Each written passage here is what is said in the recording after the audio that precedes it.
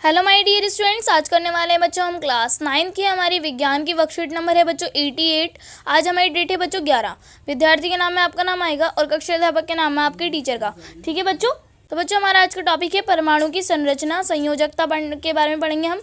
ठीक है, तो स्टार्ट करते हैं। जिज्ञासा दीदी, संयोजकता क्या होती है और हम इसे कैसे ज्ञात करते हैं। ठीक है बच्चों, तो आगे बढ़ते हैं। ज्ञान, हम जानते हैं बोर के परमाणु मॉडल के अनुसार इलेक्ट्रॉन अपने कक्षों में नाभिक के चारों ओर घूमते रहते हैं और सबसे बाहरी कक्ष को संयोजन कक्ष और इसमें उपस्थित इलेक्ट्रॉन संयोजकता इलेक्ट्रॉन कहलाते हैं। किसी भी तत्व के परमाणु में उपस्थित इलेक्ट्रॉनों का उसके विभिन्न कक्षों में वितरण इलेक्ट्रॉनिक विन्यास वितरण कहलाता है। जब कोई परमाणु इलेक्ट्रॉन लेता या देता है तब वह दोनों ही स्थिति में आयन बन जाता है, जिसमें इलेक्ट्रॉनों की संख्या कम या ज़्यादा हो जाती है, लेकिन प्रोटॉनों की संख्या नहीं बदलती है। जैसे सोडियम का इलेक्ट्रॉनिक विन्यास 281 है, लेकिन यह एक इलेक्ट्रॉन देकर सोडियम आयन Na+ बन जाता है, जिसका इलेक्ट्रॉनिक विन्यास 28 होगा। परमाणु के बाह्यतम कक्ष में इलेक्ट्रॉनों के अष्ट बनाने के लिए जितनी संख्या में इलेक्ट्रॉनों की साझेदारी या स्थानांतरण होता है, वहीं उस तत्व की संयोजकता शक्ति संयोजकता होती है। ठीक है बच्चों, अब यहाँ पर हमें संयोजकता के बारे में कुछ बताया गया है, तो देख लेते हैं कि फर्स्ट है हमारा, किसी परमाणु का संयोजन बाह्यतम कक्ष अधिकतम 8 अष्ट इलेक्ट्रॉन रख सकता है। 8 इलेक्ट्रॉन वाले बाह्यतम कक्ष को अष्ट माना जाता है। ठीक है, फिर सेकंड है बच्चों हमारा कि यदि किसी परमाणु के संयोजन बाह्यतम कक्ष में पहले से ही 8 अष्ट इलेक्ट्रॉन हो तो इसकी संयोजकता 0 होती है। वह रासायनिक अभिक्रिया नहीं करते, अतः वह अक्रिय तत्व होते हैं, जैसे हीलियम, नियॉन आदि। ठीक है बच्चों, फिर हमारा सेकंड पॉइंट है कि परमाणु अपने अंतिम कक्ष में अष्ट प्राप्त करने के लिए क्रिया करते हैं, जिसे वह आपस में इलेक्ट्रॉनों की साझेदारी कर उनको ग्रहण कर या उनका त्याग करके प्राप्त करते हैं। ठीक है बच्चों, फिर यहाँ पर हमें लास्ट दिखाया गया है कि सक्रिय तत्वों के परमाणु की संयोजन शक्ति अर्थात अपने समान या अन्य किसी तत्व के परमाणुओं से मिलकर अणु बनाने की प्रवृत्ति अपने बाह्यतम कक्ष को परमाणु रूप से भरने की प्रयास माना जाता है। ठीक है बच्चों, फिर अब यहाँ पर हमें संयोजकता की गणना के बारे के चरण दिखाए गए हैं।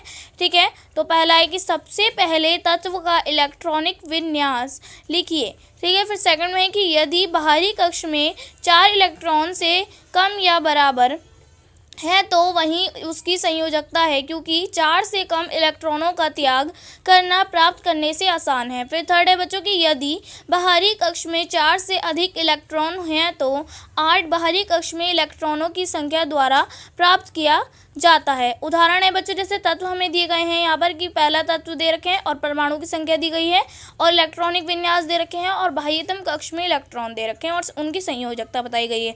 ठीक है, तो जैसे तत्व है पहला हमारा सोडियम, तो इसका परमाणु संख्या कितनी बच्चों हमारी 11 और इलेक्ट्रॉन कितने हैं बच्चों इसके हमारे K में होंगे 2, L में होंगे 8 और M में होंगे 1। ठीक है, N जो है हमारा खाली रहेगा और बाह्यतम कक्ष में इलेक्ट्रॉन होगा बच्चों हमारा 1 बचेगा। ठीक है, तो इसकी संयोजकता कितनी हो जाएगी 1।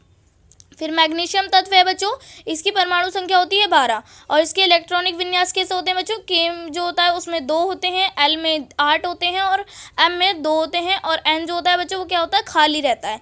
ठीक है, तो बाह्यतम कक्ष में इलेक्ट्रॉन कितने होंगे इसके 2, तो ये संयोजकता भी इसकी कितनी हो जाएगी 2। ठीक है, फिर इसी तरीके से तत्व है हमारा फ्लोरीन, तो इसकी परमाणु संख्या है हमारी 9 और इसके इलेक्ट्रॉनिक विन्यास है बच्चों जैसे K में 2 और L में 7। ठीक है, और M और N जो है बच्चों खाली रहेंगे। ठीक है, इस तरीके से बाह्यतम कक्ष में के इलेक्ट्रॉन कितने हो जाएंगे इसके 7 और संयोजकता कितनी हो जाएगी इसकी 1। ठीक है, फिर इसी तरीके से तत्व हमारा नियॉन है, इसमें परमाणु संख्या इसकी 10 है बच्चों और इलेक्ट्रॉनिक विन्यास है K में 2 और L में 8। ठीक है, और इसके इलेक्ट्रॉन बाह्यतम कक्ष में इलेक्ट्रॉन कितने हो जाएंगे 8, तो इसी तरीके से संयोजकता कितनी हो जाएगी बच्चों इसकी 0।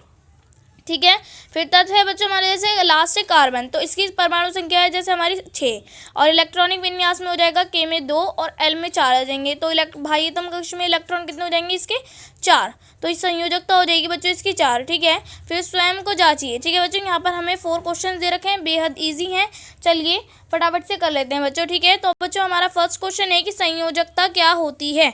तो बच्चों आप इसका आंसर क्या लिखेंगे? संयोजकता यह है किसी परमाणु की उत्कृष्ट गैस विन्यास प्राप्त करने के लिए इलेक्ट्रॉन ग्रहण करने या प्राप्त करने की क्षमता है। यह एक तत्व की अन्य तत्व के साथ संयोजन करने की क्षमता को दर्शाता है, ठीक है बच्चों। इसी तरीके से हमारा सेकंड क्वेश्चन है कि KLM और N कक्ष में इलेक्ट्रॉनों की अधिकतम संख्या कितनी होती है।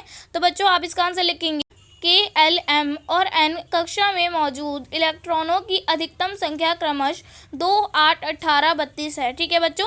ये हो जाएगा हमारा। फिर हमारा थर्ड क्वेश्चन है कि कार्बन और सोडियम परमाणुओं में इलेक्ट्रॉनों का वितरण, इलेक्ट्रॉनिक विन्यास एवं उनकी संयोजकता लिखिए, ठीक है। तो आप इसका आंसर लिखेंगे कार्बन का परमाणु क्रमांक 6 है, अतः कार्बन का इलेक्ट्रॉनिक विन्यास है बच्चों के शेल 2 होंगे और L में होंगे 4 तथा कार्बन संयोजकता कितनी हो जाएगी इसकी 4 है, ठीक है। सोडियम का परमाणु क्रमांक है बच्चों 11 है और अतः इसका सोडियम का इलेक्ट्रॉनिक विन्यास है K में 2, L में 8 और M में 1, तो और सोडियम संयोजकता 1 है, ठीक है बच्चों। ये हो जाएगा हमारा। फिर बच्चों हमारा फोर्थ क्वेश्चन है कि लिथियम, बोरान और सल्फर तत्वों की परमाणु संख्या क्रमश 3, 5 और